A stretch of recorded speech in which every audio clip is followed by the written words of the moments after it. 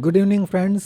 पिछले वीडियो में हमने निफ्टी का चार्ट जो है वीकली से समझने की कोशिश की थी। वीकली से 15 मिनट चार्ट तक हमने एनालिसिस किया था।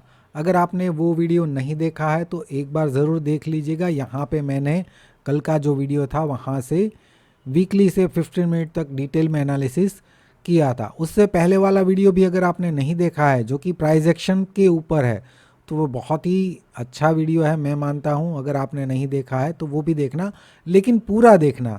अगर इतना टाइम नहीं है आपके पास 20 मिनट का, तो जब टाइम हो 20 मिनट का तब देखना, लेकिन जब देखो तब पूरा देखो, तो ही कुछ आइडिया आएगा। बाकी फॉरवर्ड कर करके देखेंगे तो उतना समझ में नहीं आएगा और उतना आपको वो कंटेंट जो है वो अच्छा भी नहीं लगेगा, क्योंकि आप स्किप कर करके देखते हैं तो वो एक्चुअल कंटेंट जो है वो आपको नहीं मिलेगा।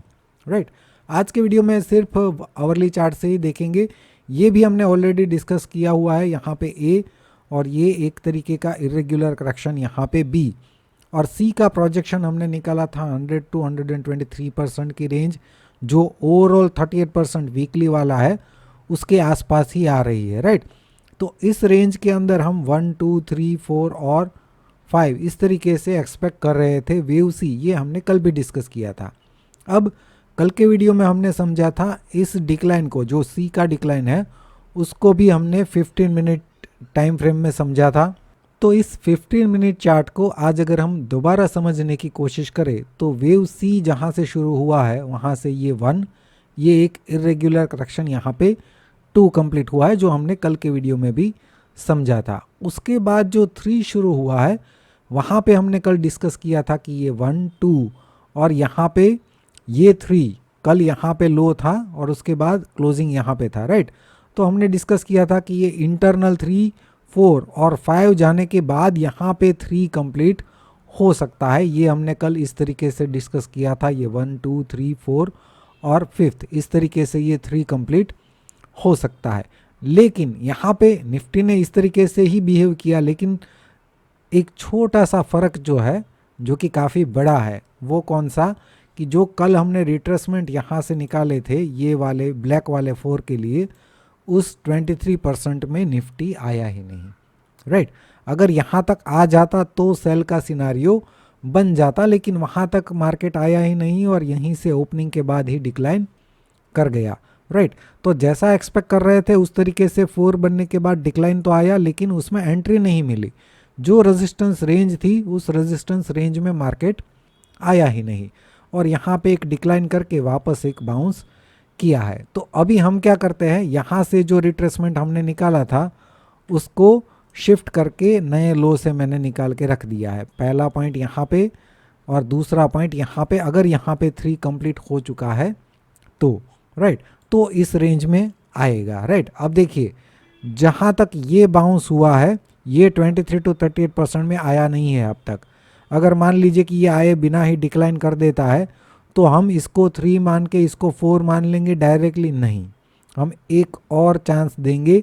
हो सकता है कि ये डिक्लाइन हो और वहाँ पे 3 कंप्लीट हो, ये सारा जो है ये 3 का ही पार्ट हो, ऐसा भी हो सकता है अगर यहाँ से ही डायरेक्टली लो को ब्रेक कर दे तो।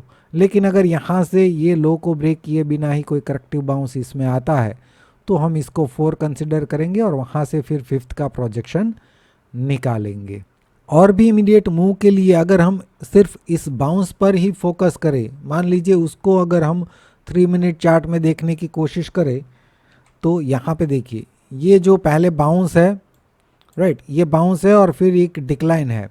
तो यहाँ पे मैं पैटर्न में नहीं जा रहा हूँ, सिर्फ और सिर्फ मैं एक रिट्रेसमेंट रेंज का यूज़ कर रहा हूँ। मान लीजिए 61%, 50%, 70%, जो भी इम्पोर्टेंट लेवल्स है 50 टू 70% वैसे रहता है वेव BO2 के लिए। तो 70% से ही एक हमें बाउंस देखने को मिला है। इसका मतलब ये हुआ कि कल अगर इस लेवल के नीचे सस्टेन करने लगता है ओपनिंग से ही तो नेगेटिव है, इसके नीचे जाने की प्रोबेबिलिटी जो है वो बढ़ जाएगी। लेकिन अगर मॉर्निंग में इसको ब्रेक नहीं कर पाता है तो फिर ये हो सकता है ए, ये हो सकता है बी और सी के लिए इस रेंज में हमारी रेजिस्टेंस रेंज जो है उसमें ये जा सकता है। राइट। जो हमने अभी 15 मिनट टाइम फ्रेम में समझी, इस रेंज में ये जा सकता है। इस रेंज में भी मान लीजिए अगर यहीं से बाउंस कर देता है प्रेजेंट लेवल से ही, तो यहाँ से हम प्रोजेक्शन निकाल सकते हैं सी का, राइट। तो इस तरीके से 100 to 123% अगर हम निकालते हैं, बाकी का हटा देते हैं, तो ये रेंज निकल के आ रही है, राइट। अगर इस लो से इसको ब्रेक किए बिना ही बाउंस करता है तो इस रेंज में ये रेजिस्टेंस ले सकता है। ओवरऑल रेजिस्टेंस ये है, लेकिन सी का प्रोजेक्शन ये निकल के आ रहा है, तो हम बोल सकते हैं कि इस रेंज में ये रेजिस्टेंस ले सकता है। अगर इसको ब्रेक किए बिना ही कल बाउंस करता है तो इस रेंज में फिर एक करेक्टिव बाउंस जो है वो कंप्लीट कर सकता है। अब मान लीजिए कि इसको ब्रेक कर देता है, तो ये अपसाइड ब्रेक इवन पॉइंट है। कल मैंने आपको समझाया था, अगर याद है तो, कि अपसाइड ब्रेक इवन पॉइंट किसे कहते हैं, राइट। इसके ऊपर ट्रेड करता है तो फिर हमें फिर से पैटर्न को रिव्यू करना होगा, जैसा कल मैंने समझाया था कि इस डिक्लाइन को फिर हम 3 वेव डिक्लाइन बोल देंगे। और फिर क्या होगा वो फिर आने वाले वीडियोस में जो है हम डिस्कस करेंगे।